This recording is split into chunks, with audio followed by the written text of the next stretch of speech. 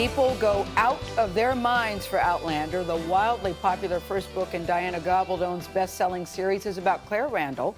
She's a World War II combat nurse, mysteriously swept back in time to 1743 and into the arms of a smoking hot Scottish warrior. Oh, yes. More than yes, Sam, yes.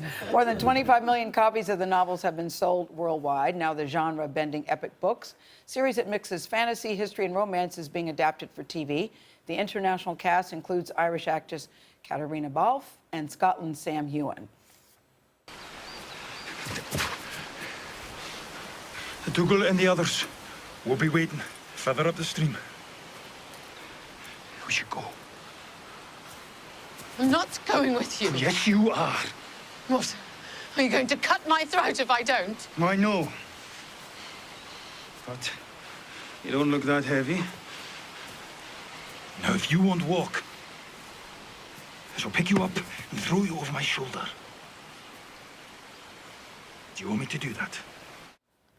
Yes, I do. Diana Gabaldon is here with Caitriona Balfe and Sam Heughan. Join us at the table. Congratulations and welcome. Let's start with you, Diana, since it all started from your words. You said this is the first time an adaptation did not make you want to burst into flames. Did you not think they could do it? Oh, I thought that Ron and his production team could do it. But you were very nervous about the process, I mean. Well, for 20-odd years, people have been trying to make a 2-hour movie of that book, which is flat out impossible. I've read scripts by very well-known screenwriters. Those were the ones that made me burst into flames. But with 16 hours to deal with an 850-page book, it's a much more feasible proposition than trying to squish it into 2. So I was thrilled by that, and much more so by Ron's reputation, and even more so by meeting him and his partner. Producer, yeah. Ron's the producer. He's great. It's incredible to think 23 years ago you first wrote The Outlander, and already your 8th book is out, called Written in My Own Heart's Blood. What was the inspiration for the first book? Oh, you'll laugh. The nurse and the Scottish warrior who joined us as well. Yeah.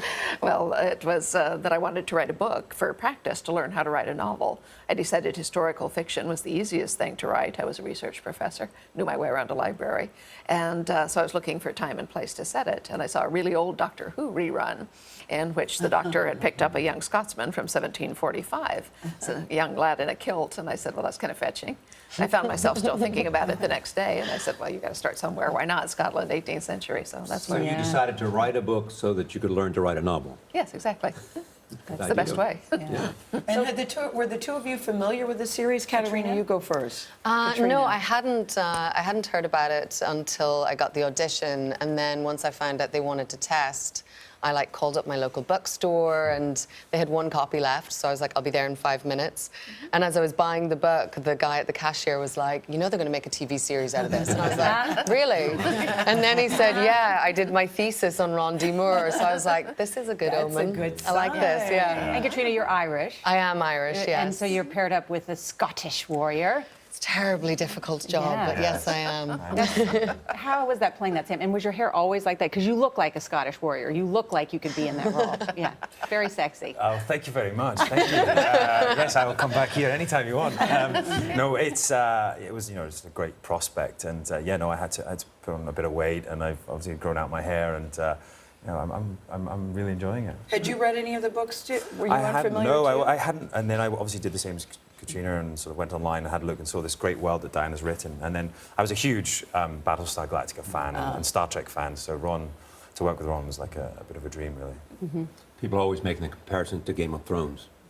Well, externally, it's a big, huge, well-financed and beautifully run show.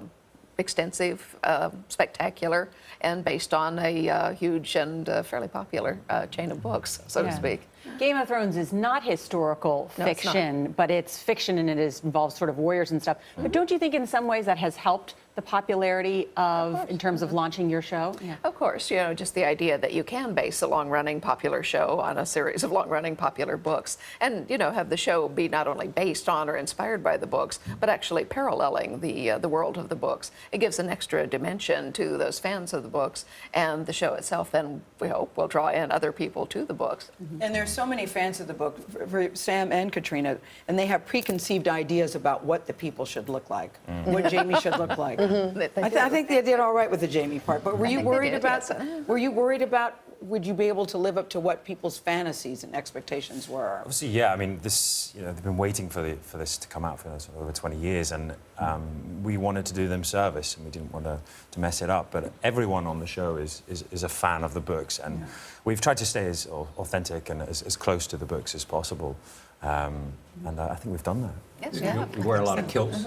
I do wear the kilt, yes, and also they breezy? They're a bit breezy. They're very liberating. I was going to wear it today, but I thought, we'll let. I'll Do wear you wear suit, them the but- way they're supposed to be worn, though? like a true Scotsman? Yeah. Well, you'll have to watch the show to find out. But Well, I can't see underneath the kilt when I'm sitting at home. well, you might see You might do. not in a kilt as well. You never know. Good for Diana, you. there are a lot of steamy sex scenes in this.